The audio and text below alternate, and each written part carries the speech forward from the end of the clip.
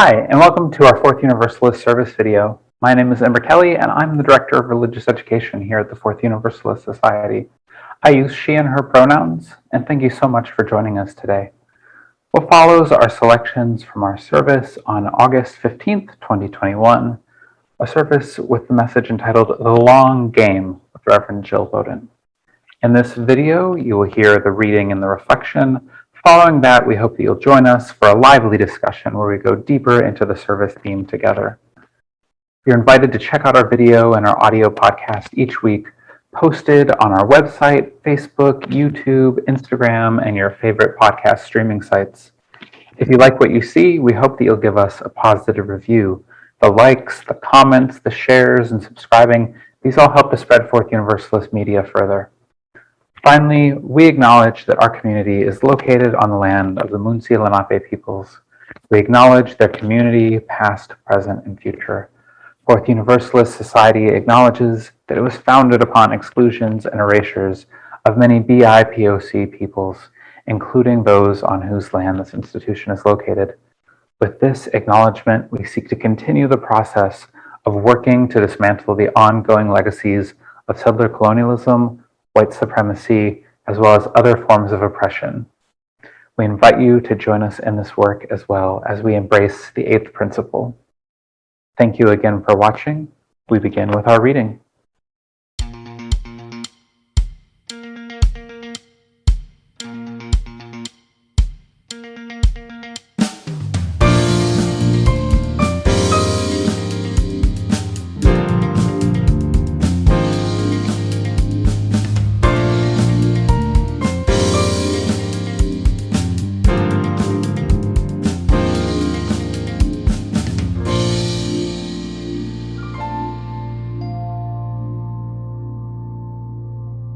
Today's reading is an excerpt from the 1841 essay, Self-Reliance, by American transcendentalist philosopher and Unitarian minister Ralph Waldo Emerson. A foolish consistency is the hobgoblin of little minds, adored by little statesmen and philosophers and divines. With consistency, a great soul simply has nothing to do. He may as well concern himself with his shadow on the wall.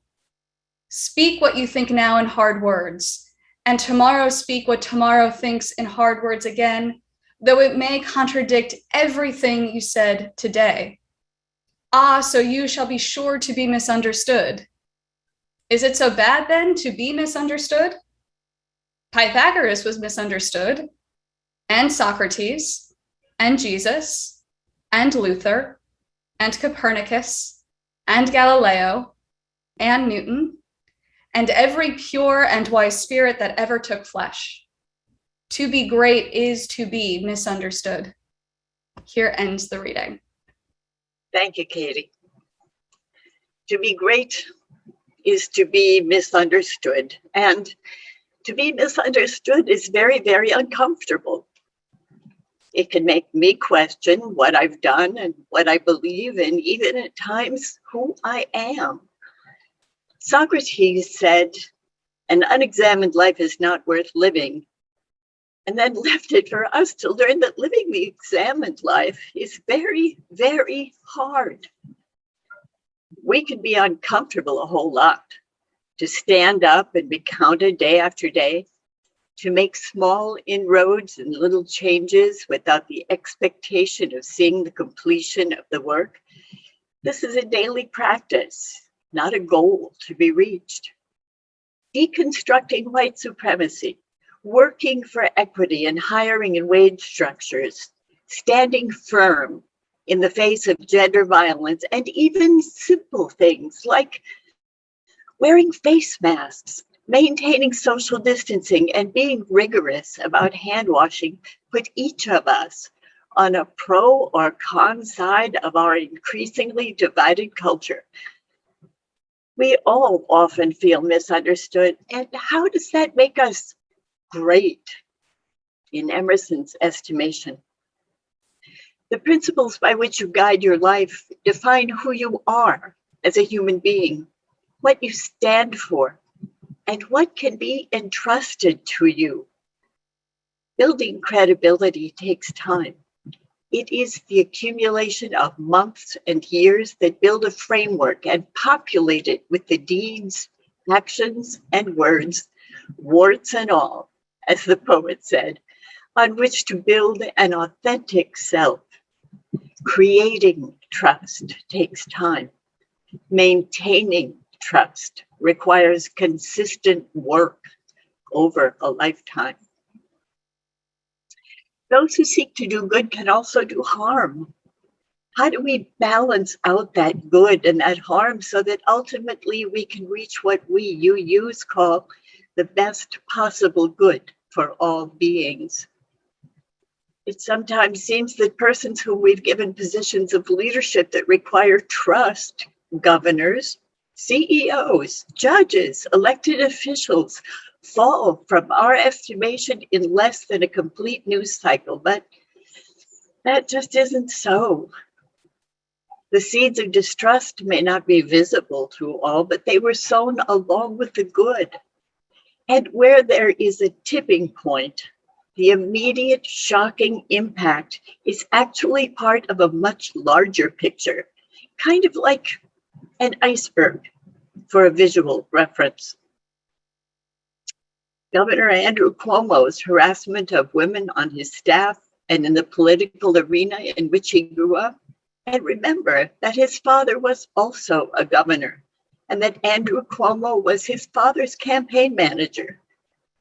Andrew was given silent assent for his bad behavior, along with that of other powerful men, as part of a social environment that allowed it to continue until women and men too stood up and said, "No more." But the social conditioning of the perpetrators was so deep that their privilege blinded them to the sea change in our culture and in our world. No more. Anita Hill stood up and spoke out over 30 years ago. She has been fighting workplace violence harassment for 3 decades. Anita Hill was shamed and censured for speaking out. Clarence Thomas was named to the Supreme Court despite her testimony and continues to serve to this day. Would it be the same if that happened now? What will it take for us as a people, as a society, to finally incorporate equity, respect, and dignity throughout our culture? What will it take for equal pay, for equal work to become an unspoken and expected reality?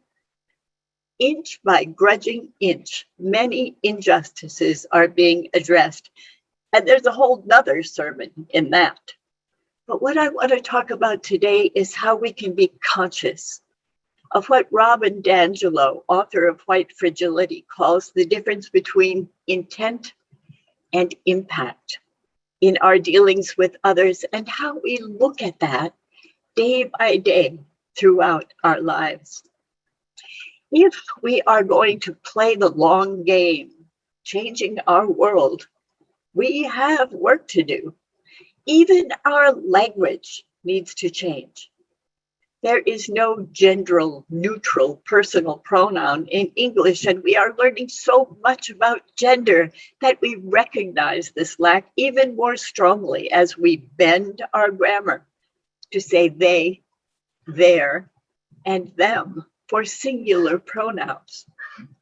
I want to go back and gender correct Emerson's writing. Emerson was an awful misogynist, by the way, even though he was a marvelous philosophy and teacher. And the Declaration of Independence should say all persons are created equal. And the Constitution, that's another task. And even my high school freshman English teacher, whose response to the girls in class asking why only male pronouns were used in literature was because man embraces woman. No, Mrs. Heberlein, that isn't enough. If I were to write a letter to Governor Cuomo this week, it would include both praise and blame.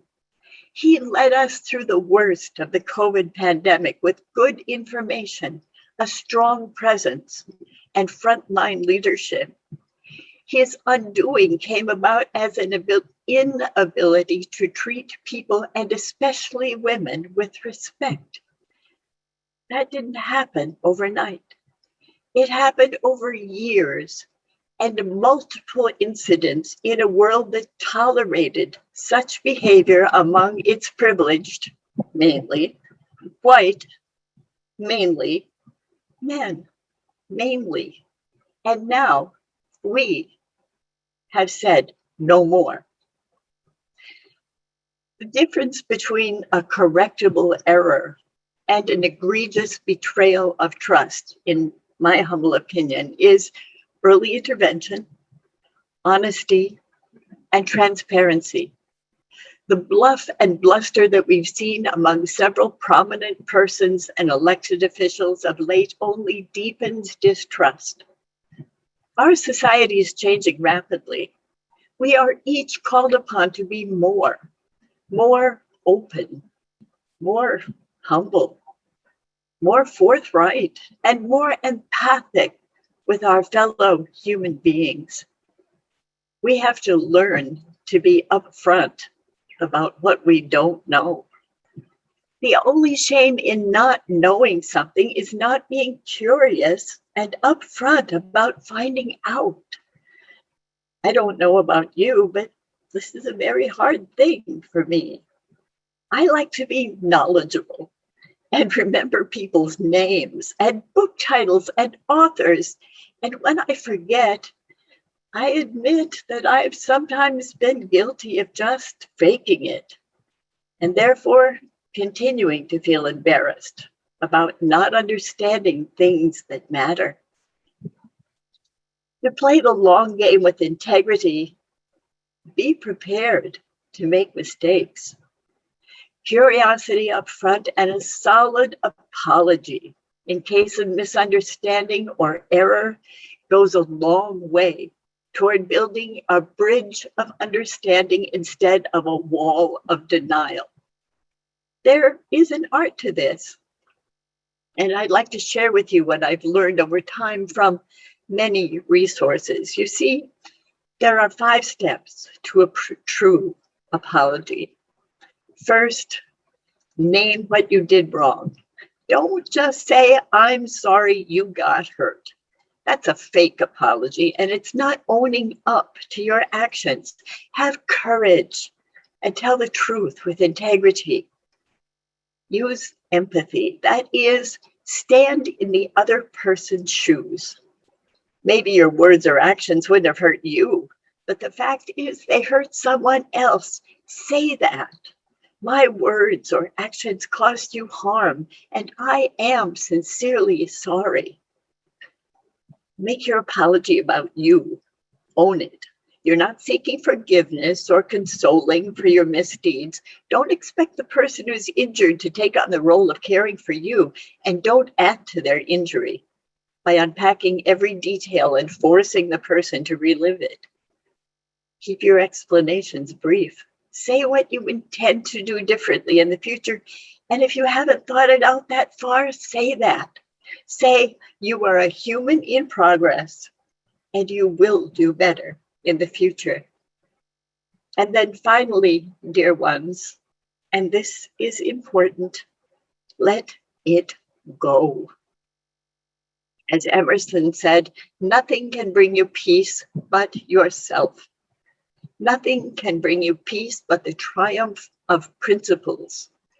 It is when people act without principles that injury to others occurs, and injury to themselves as well. Your own principles are what define your integrity. Your intentions may be good, but your impact on the world around you is what your conscious, mindful self brings to the fore. Anita Hill said in a recent interview about her upcoming book, her third, Believing Our 30-Year Journey to End Violence, which is coming out next month from Viking Press. Anita Hill said, "When I first graduated from law school, I thought the journey to change the world would be a sprint. After 20 years, I thought it more of a marathon. And now I've realized it's a relay. Each generation does what they can, and some do more than those who came before them. But at some point, we're going to have to pass the baton. And I hope my generation leaves the world a better place than what we came into. End quote. When we're born, we don't come with an instruction book. How do we learn what to do and where we're going? What tells us how to get there? Our experiences shape our lives, and it's for us to make meaning of the journey mindfully and consciously. Part of living an examined life is personal reflection. Look at your intentions and at the impact of your actions in your own corner of the world. Do you like the things that life is showing you? Ask Diana Ross. How do you know?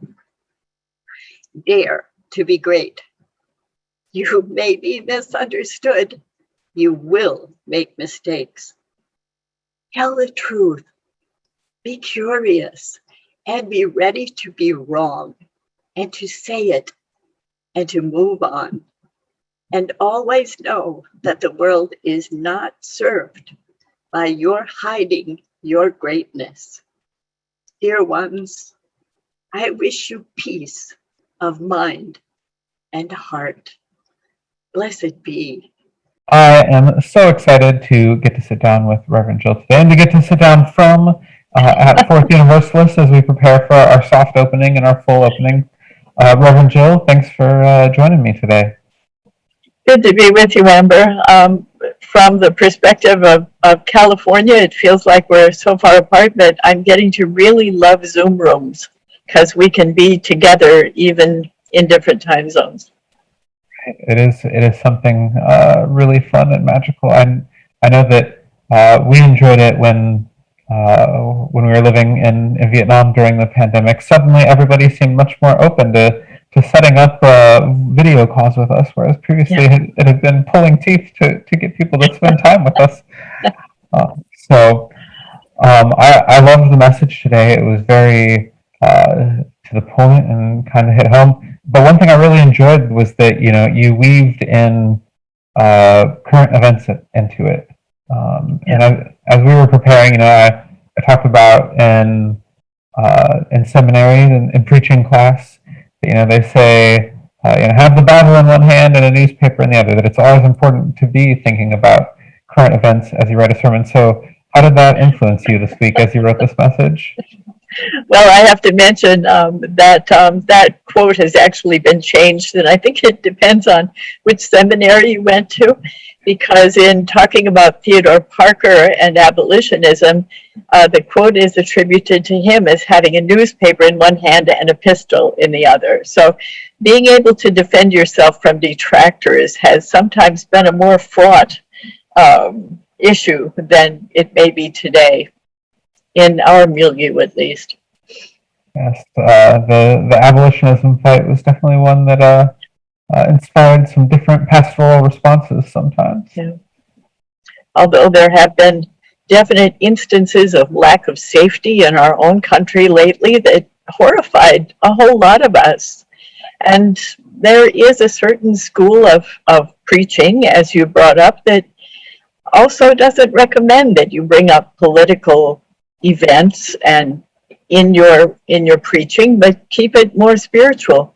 That's not real for our UU folks, and maybe I'm stepping out of my own comfort zone, as I recommended to everyone this morning, by saying that this is not right, and no more. Yeah, I think that's one thing. I definitely grew up more in we don't talk. It talked about politics differently. You talked about how, this person is a Christian leader, because it was the era of George W. Bush, and as an evangelical Christian, but they didn't really ever talk about things besides to say, you have to vote for this because to vote for anything else would be a sin. That was pretty much it. It wasn't the actual discussion. But, that's one of the things I really enjoy about the UU world, is engaging with with these issues in oftentimes tough ways, and And understanding we have to exist in the world. we do, but telling people how to vote from the pulpit is a definite no-no. I can tell people what I think, but I can't tell them how to vote. That would put our status as a religious organization into question. That's one of the things that's written into the law. I think there was a little bit of looking the other way with the evangelical right wing back in the early 2000s. That may have been so.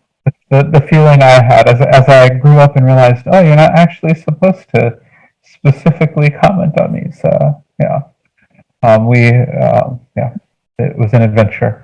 But so speaking of this UU background, you mentioned this UU idea of searching for the best possible good. Would you like to maybe elaborate on that for those of us who might not be familiar with the idea?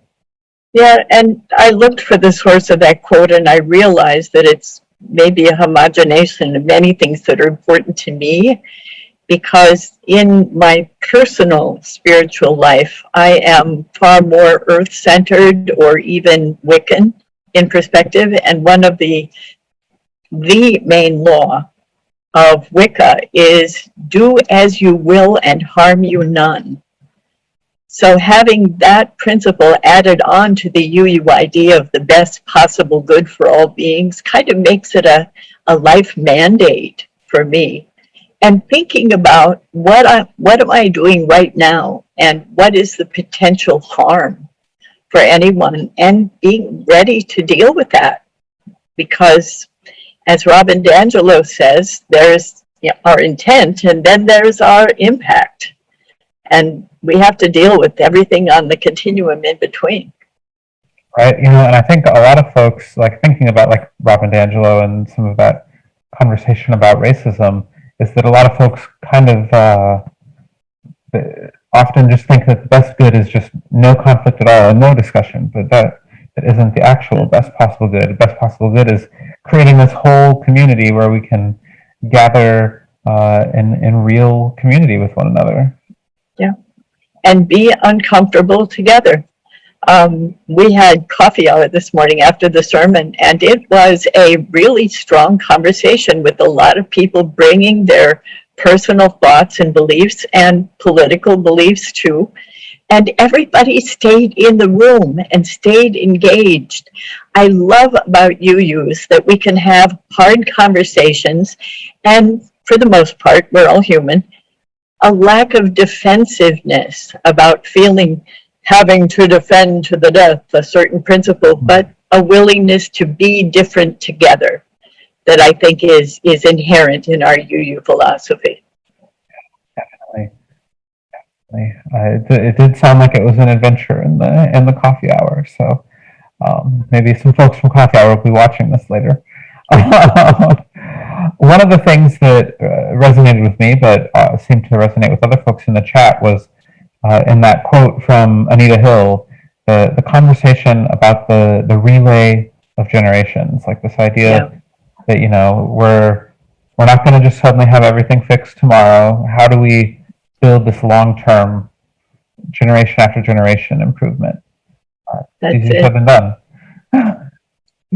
Anita Hill has been doing this work for 30 years. She was unwillingly dragged upon the stage and has dealt with a lot of negativity because of it. And what she said was that she first thought it was going to be a sprint. She finished law school, she was going to save the world. And then she figured out 20 years along that it was really more of a marathon. And now 30 years on, she's ready to realize that it's a relay race. And that was a mind opener for me. It's like, oh yeah, I even knew that, but now she's articulated it. And so we can look at it and engage it.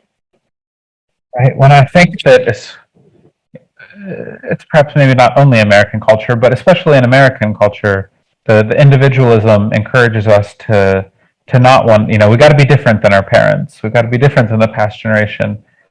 But it's so important to learn the history of the struggles that have come before. I watch Gen Zers make a lot of the same mistakes that that we made in like the LGBT movement in the late 2000s and early 2010s, like see the same issues cropping up, and it's so important for us to learn from the previous generations and realize these fights have been ongoing. Well, stick around a couple of more decades and you'll find out that it is always so, and it always has been so.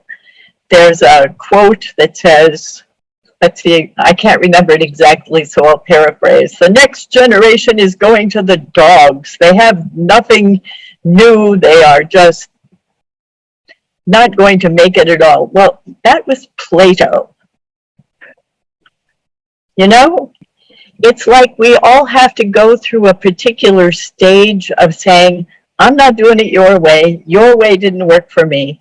And then we get to what you're describing is like, oh yeah, look, the next generation is making the same mistakes I made. I think it's part of becoming an individual without giving in to that rampant individualization that has made us a difficult society to live in. Yes, you know, I can definitely say that I engaged in my fair share of saying that boomers were out of touch, and you know, as I deal with my own family, sometimes I still often perhaps feel that way. But you know, I think there's also the realization, as I've gotten to know lots of older folks who've been involved in, you know, more liberatory, more radical focused politics, that of realizing like the amazing things that some of these folks have been doing for decades and decades. It's really powerful to begin building those connections in that community. I think, as you use, that's important for us to be bridging that gap and showing, hey, we're part of this tradition of fighting for a more liberated future. Yeah. And we have been here listening to you talking about growing up and having a particular closed way to talk about politics in your growing up family. I grew up in the 1950s when it was not polite to talk about finances or politics or religion. How do you build relationships if you can't talk about important things? Right. It was also not polite to notice a difference. If somebody had, I don't know, a broken arm, you might not even remark on it because it might make them feel uncomfortable. There were no visible differences. There were no Black people, Japanese people, Asian people in the community I grew up in. And so there were other things that we were not allowed to talk about. But it formed that whole idea of don't talk about anything that might make somebody feel uncomfortable. Boy, am I glad we're getting over that. But maybe it's going to happen one generation at a time. It's all we can do. We can keep up the fight and keep doing the work and do our best to hand on that wisdom to the generations coming after us. And hope they listen. Yes. Reverend Jill, thank you for sharing your wisdom with us today. Thanks for inviting me, Amber. It's always good to spend time with you.